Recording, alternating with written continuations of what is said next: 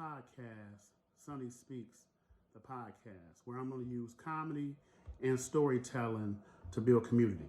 Many of you know I'm also debuting a series of mini interviews with youth and teen who've been quarantined during COVID-19. You can learn more about that at my website, www.sunnyspeaks.com. But this series is focused on storytelling, how to become a better storyteller.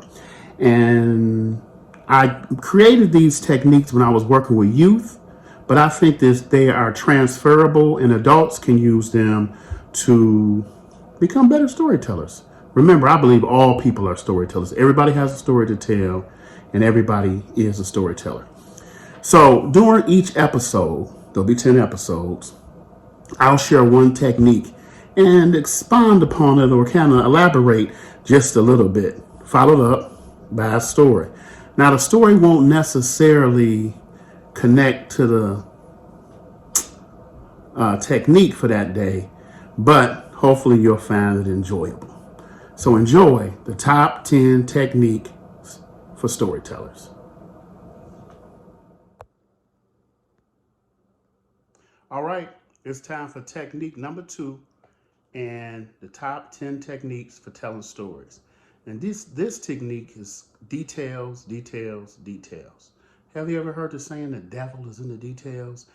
When you're describing something, be as vivid and as imaginative as you possibly can, right? His head was so big it looked like he had on a helmet, right? Her skin was so dark and beautiful. It looked like a Hershey bar, and if I touched her, it would leave an imprint.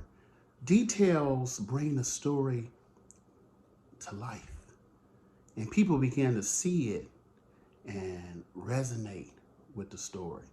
If the room was stinky, but like, hey man, this smells like some chillings and collard greens that burnt up in this spot.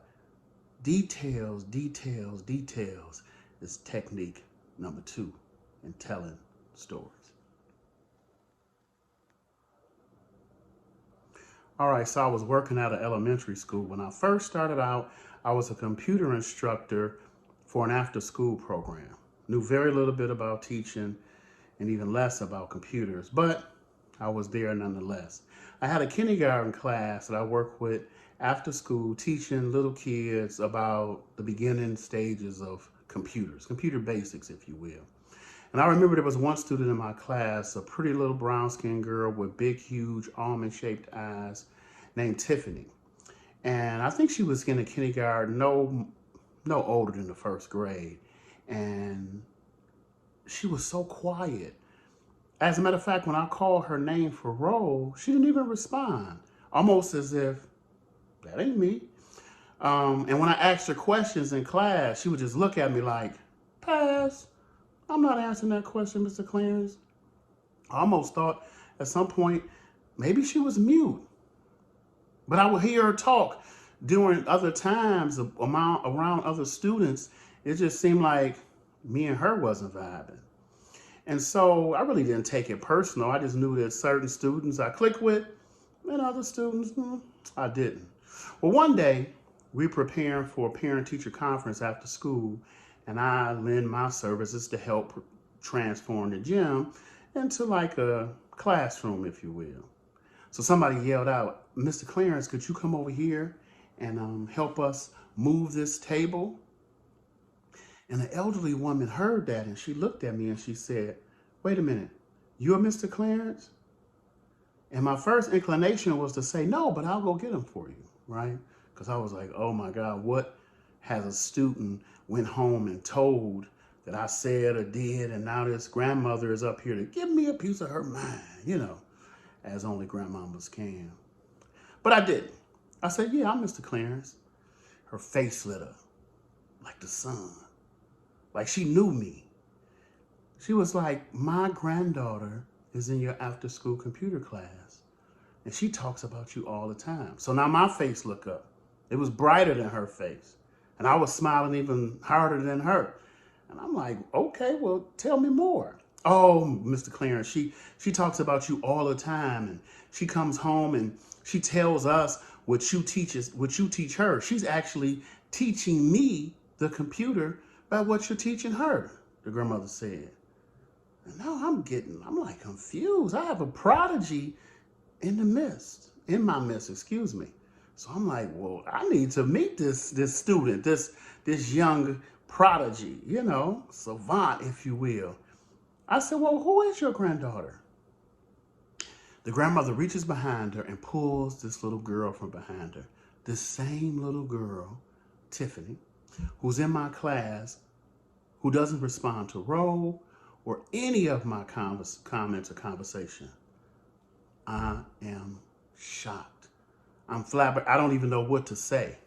But I had to say to the grandmother, she don't even respond to roll in my class. I wasn't even sure that she could speak. And the grandmother spoke up and said, no. She can speak. She come home and say, Grandma, he know everything. And of course, I'm shocked. I'm elated. I never thought that I was having an impact on many of the students. But if I was to pick a student that I was having an impact on, it definitely wouldn't have been Tiffany. She wasn't listening. She wouldn't respond. She actually acted like I was getting on her nerves by calling her name during roll. So I definitely didn't think she was going home and sharing information with her grandmother and teaching her what I was teaching. As a young teacher, I was looking for all these clues and comments and yes, sir, and smiling faces that affirmed me and made me know you're a great teacher and you're doing a great job. Tiffany gave off none of those, but I made an impact on her life. Me and her are actually friends to this day. She has children and I see her pictures and I always comment, oh, a little Tiffany, right? A little girl, a little brown skinned girl that looks just like her. And so I just want to encourage you, if you teaching or working with youth or working with people by that, in that fact, you never know what impact you have on somebody. Just because they don't give you accolades don't mean that a seed has not been planted. And this is a matter of time before it blossoms into a beautiful flower like Tiffany.